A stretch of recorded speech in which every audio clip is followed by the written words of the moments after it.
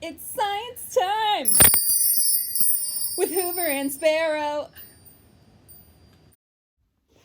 Today we're going to read Rosie, Revere, Engineer, and then do an activity to follow. Rosie, Revere, Engineer. This is the story of Rosie Revere, who dreamed of becoming a great engineer.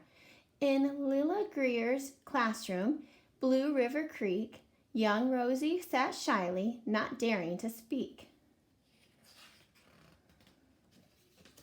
But when no one saw her, she peeked in the trash for treasures to add to her engineer's stash. And late at night, Rosie rolled up her sleeves and built in her hideaway under the eaves.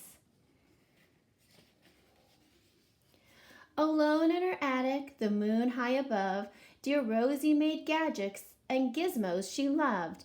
And when she grew sleepy, she hid her machines far under the bed where they'd never be seen. When Rosie was young, she had been so shy, she worked with her hair swooping over one eye, and made fine inventions for uncles and aunts, a hot dog dispenser and helium pants.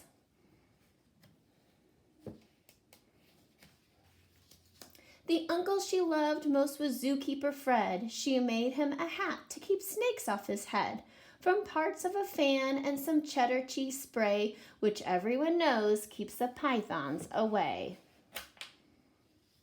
And when it was finished, young Rosie was proud, but Fred slapped his knee and he chuckled out loud. He laughed till he wheezed and his eyes filled with tears, all to the horror of Rosie Revere, who stood there embarrassed, perplexed, and dismayed. She looked at the cheese hat and then looked away. "I love it," Fred hooted. "Oh, truly I do." But Rosie Revere knew that could not be true. She stuck the cheese hat on the back of her shelf, and after that day kept her dreams to herself. And that's how it went until one autumn day her oldest relation showed up for a stay. Her great-great-aunt Rose was a true dynamo who'd worked building airplanes a long time ago. She told Rosie tales of the things she had done and goals she had checked off her list one by one. She gave a sad smile as she looked to the sky. "The only thrill left on my list is to fly. But time never lingers as long as it seems. I'll chalk that one up to an old lady's dreams."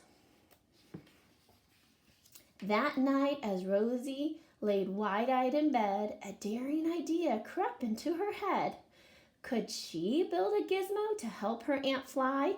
She looked at the cheese hat and said, "No, not I." But questions are tricky and some hold on tight, and this one kept Rosie awake through the night. So when dawn approached and red streaks lit the sky, young Rosie knew just how to make her aunt fly.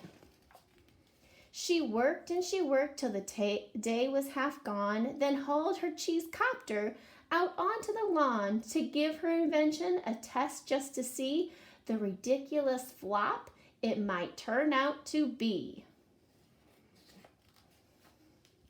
Strapped into the cockpit, she flipped on the switch. The Hello Cheese copter sputtered and twitched. It floated a moment and whirled round and round, then froze for a heartbeat and crashed to the ground.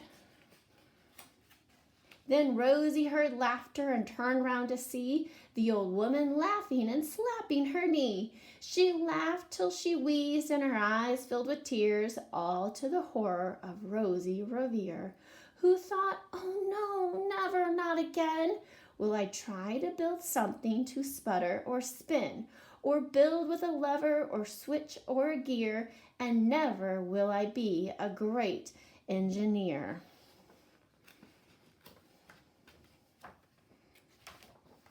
She turned round to leave, but then Great-Great-Aunt Rose grabbed hold of young Rosie and pulled her in close, and hugged her and kissed her and started to cry. "You did it! Hooray! It's a perfect first try!" "This great flop is over. It's time for the next." Young Rosie was baffled, embarrassed, perplexed. "I failed," said dear Rosie. "It's just made of trash." Didn't you see it? The cheese copter crashed. Yes, said her great aunt, it crashed, that is true. But first it did just what it needed to do. Before it crashed, Rosie, before that, it flew. Your brilliant first flap was raging success. Come on, let's get busy on to the next. She handed a notebook to Rosie Revere, who smiled at her aunt as it all became clear. Life might have its failures, but this was not it. The only true failure can come if you quit.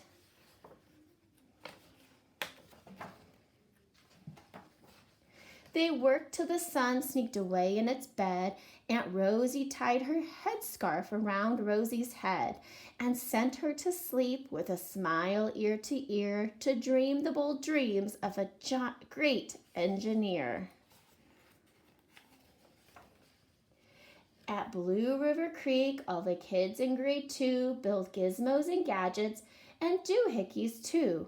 With each perfect failure, they all stand and cheer, but not quite as proudly as Rosie Revere. Hi, engineers! We hope you enjoyed the book, Rosie Revere, Engineer. Rosie's based on a fictional character from World War II. While the troops were away, women had to do jobs that they just weren't used to. They had to go to work in factories, and they built jeeps and tanks, airplanes and ships. And so today we're going to challenge you to maybe build something that maybe you've never built before, like a zip line. If you don't know what a zip line is, it's a way of getting something from one side of an area that you can't pass across, like maybe a ravine or a river, to the other side. So you would need something to travel across, and I could use some yarn and take maybe a wingspan length of yarn. And then you might make a cup that you could use to attach it. And in that cup you could put your supplies or a passenger. So if you don't have yarn, you might use string, or you might use ribbon. You might also want maybe some paper clips. There could be other supplies that you have at home that we haven't mentioned, and that's okay to use that too. We would love to see your pictures or video of your zip lines. If you're in my class, you can upload those to Class Dojo using your homeschool login. And in my class, you can always load them to Class Tag. And of course, if you're not in our classes, you can load those to the comments on this video too. And so maybe it's really hard and it doesn't work at first, but you know what? If you keep trying and use perseverance, together, we can do it.